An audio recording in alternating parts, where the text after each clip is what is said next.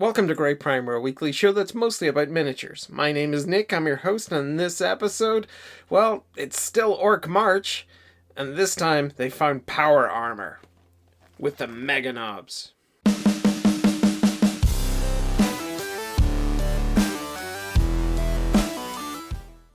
So Ork March is still rolling along nicely on odd-shaped wheels and spewing environmentally unfriendly black gunk out of its rusted tailpipe. Right now it's time for the Ork MegaNobz. It's great to see a little Grot in there too. That's made me very happy. And glancing at the back, it looks like there's a whole bunch of alternate builds with this. So very excited to get this started, but I'll be right back. Alrighty, so here they are, the Ork MegaNobz, and I am loving everything that's going on in this front cover. How can you not love that stuff? And it just gets better on the back. Wow. Who's this guy? The Ork Big Mac? Oh my goodness me. What is all this Tesla stuff going on top of his head here? I can't wait to get these built. Okay, well let's get them unboxed for now. Okay, so some larger bases there look like 40 mil, and then a tiny little 25. I guess that's for the little Gretchen guy. Okay, and on the instructions, we've got three options here. We got MegaNobz with power claw and twin-link shoota. We got the MegaNobz with 2 killsaws. Ooh, that's so cool.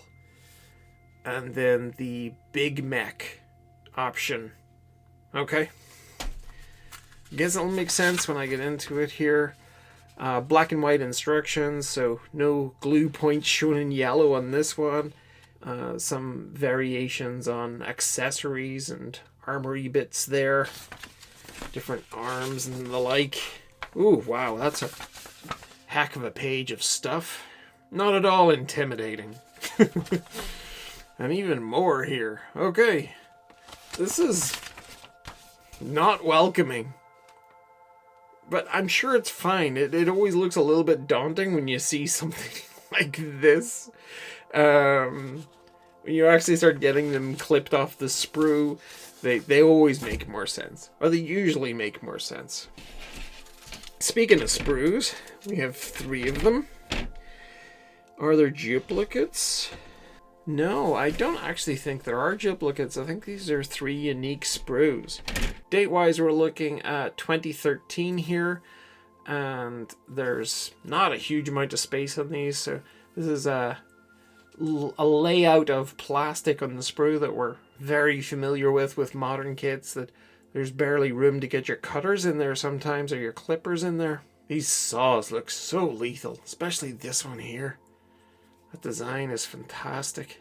And the thing I love about Ork designs in 40k is just how complicated everything is. There's like nothing should really work, but they just do. I mean, look at this thing. Like, that should give you an electric shock just looking at it. But yet they seem to make this stuff work. The mech boys always are smarter than they appear, and orcs are generally smarter than they appear. Not to be underestimated at all. There's always that element of cobbled together fun with them. And it's just a really cool theme that runs through all of their kits. Okay, I'll go off, get these built, and be right back. See you soon. Okay, here they are, and there's something very cool about this set. Something that I love very much. And it's that you get all of these extra weapons that are completely interchangeable, because you don't really have to glue these in place.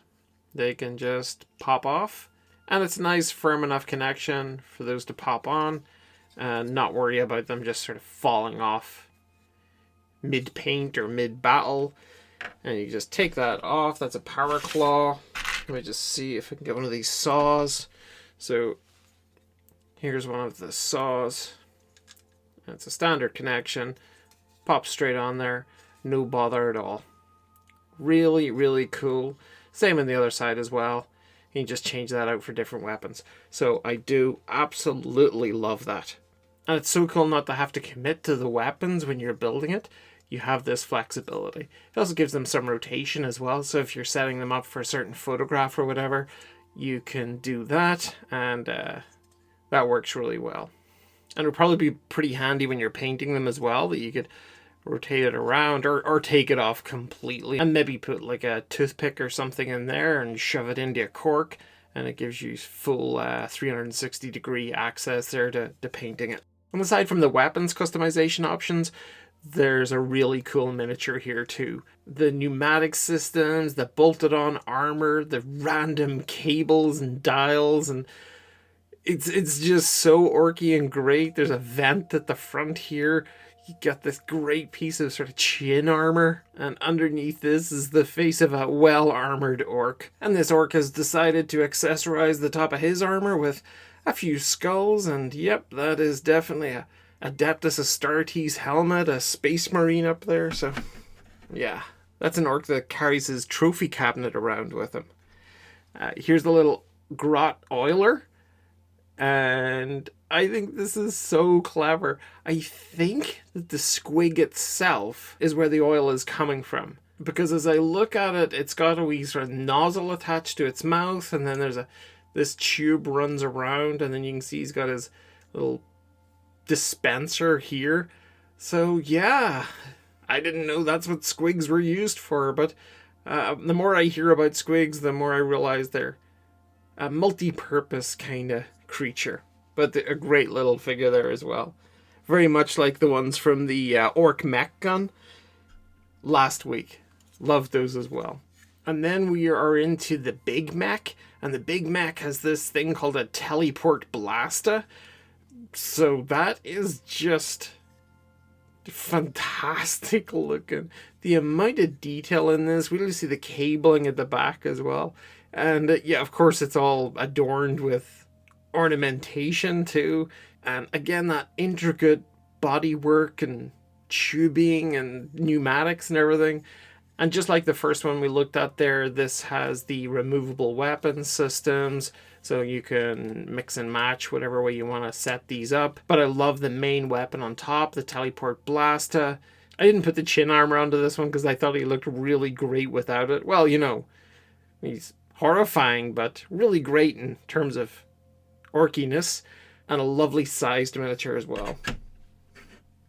These are great height, all of these. This one as well, with this huge electrical system going on behind him. To set this one apart, I had the arms sort of pointing up. I fitted him out with a whole bunch of missile launchers, these are kombi weapons that they have, and I fitted him out with this full-on face mask. I thought that was a pretty cool addition.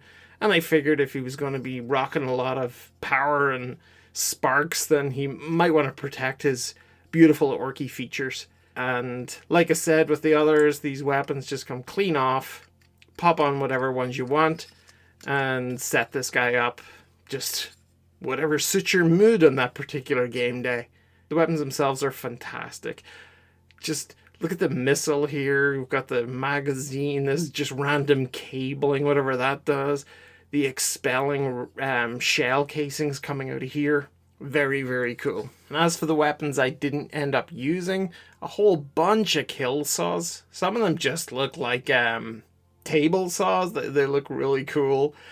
These nightmarish sort of twin chainsaw type looking ones. I have seen them before in other kits.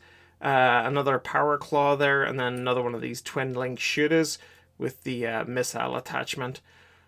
So lots of options. And that's it. That's the Meganobz. They're not the most exciting poses in the world. You've got a lot of flexibility with whatever way you want the arms to go. The heads are kind of going to go in there, and you might be able to get like a little bit of rotation or a tilt on them, but that'll be it. I don't think that matters all that much, because this kit makes up for it in those interchangeable weapon systems. That is just a fantastic touch. I would not want to glue these ever. I'd always want to keep it with that flexibility of being able to swap them out. I think that's such a cool feature. But that wraps it up for the Meganobz. I just want to thank you for checking out this video. I will be back next week. I've kind of run out of March. I've only got 1 week left. I've got 2 kits left, so I'm going to do a Friday-Saturday combo. I'm going to have the biker mob on Friday and then the battle wagon on Saturday. So those are coming up in the next couple of episodes. Until then, please like, share, and subscribe, and I'll catch you soon. Take care. Bye-bye.